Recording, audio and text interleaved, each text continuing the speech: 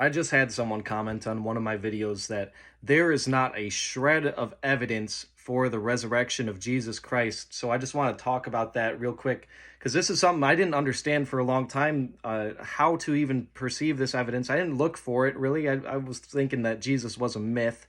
I was under the presumption that the mythic theory was correct. And I realize now he is a historical person. He actually lived. He taught what the disciples wrote down. Um, he died and he predicted his own resurrection from his grave, and I believe he did rise to heaven on the third day. He also claimed to be God.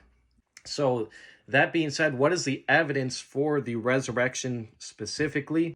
The video that this man commented on was actually about an archaeologist in the 1900s, the early 1900s, who came to faith in Christ because of just how much evidence there was for the book of Luke and Acts, and also the Paulinian letters, the letters wrote by Paul.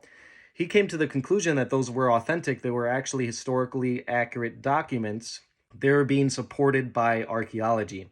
So that being said, the first bit of evidence is the evidence for the Bible being a reliable historical document in the first place. The best explanation, I believe, for the resurrection is that he actually rose from the dead. It's called the resurrection theory. The fact that the disciples actually saw Jesus risen from the dead, and that is why they wrote down what they wrote down, the historical biographies of Jesus' life, and that's why they started this Christian movement of people who worshiped and followed Jesus Christ. They worship him as God and they follow him and what he taught. So there are three other theories that are the most popular theories that people have come up with in order to explain away the resurrection. Now remember, the Bible, in everything that we've discovered archaeologically, is a historically sound document. It is reporting on real places and real people, including the real historical man, Jesus Christ. But people don't like the miracles, or people don't want to believe in the miracles. Because people have problem with miracles, they've come up with different theories about the resurrection. The first one of these three other theories is called the mythic theory, and this was the theory that I believed in with no real evidence for 3 years at least of my life. I believed that Jesus was simply a man-made myth. People were writing about him, but they were writing lies about him. It's funny because now that I've studied the subject and studied the texts, the Nag Hammadi and the what's called Gnostic Gospels, written in the 2nd to the 4th centuries AD, were actually myths. It's funny because we actually have myths written surrounding the life of Jesus Christ. They were written by what we call Gnostics, but there's several different sects or groups of Gnostics back in the early first few centuries AD.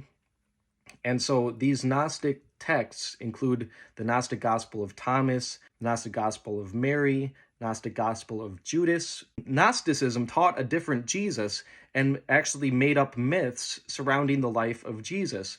And these Gnostic texts were refuted, they were argued against, and they were called out as being false gospels because they were not written by eyewitnesses or people who knew the eyewitnesses. They preached a false gospel and a false Jesus. They are precisely the myths that were made up surrounding the life of Jesus Christ. Believe it or not, we have tons of evidence that Matthew, Mark, Luke, and John were written in the 1st century by the authors that they were attributed to, and you can find that out by reading the early church fathers who taught these scriptures in the first few centuries and taught that Jesus was God and worshipped him as God. The second theory is called the conspiracy theory. This theory is that the disciples basically stole the body and they took the body away, hid it somewhere, and claimed that Jesus resurrected from the dead. This theory is ridiculous because there was no gain for these disciples for claiming this as being the truth. They got persecuted, they got killed for what they claimed to have seen, which was the risen Christ risen from the dead. Psychology actually shows that we don't die for what we know to be a lie. We will die for what we believe to be the truth. but they had no motivation, or they shouldn't have had any willingness to lie about the resurrection of Jesus, because they got killed for it, and they had to leave all of their past faith, the Judaism that they grew up in, to start this new movement that Jesus started. The third theory is called the hallucination theory. The hallucination theory is ridiculous because it's trying to claim that the disciples, in their being upset at the death of Jesus, thought that they saw the risen Christ risen from the dead, but they were all just hallucinating. Paul talks about several people, including 500 actually, that saw Jesus risen from the dead.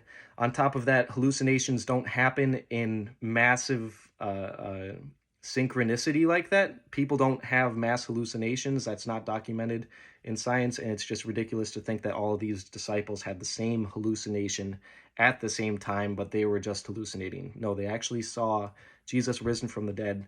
They died for that claim. Instead of denying that Jesus was Lord, they died because they believed he was Lord, because they saw him risen from the dead.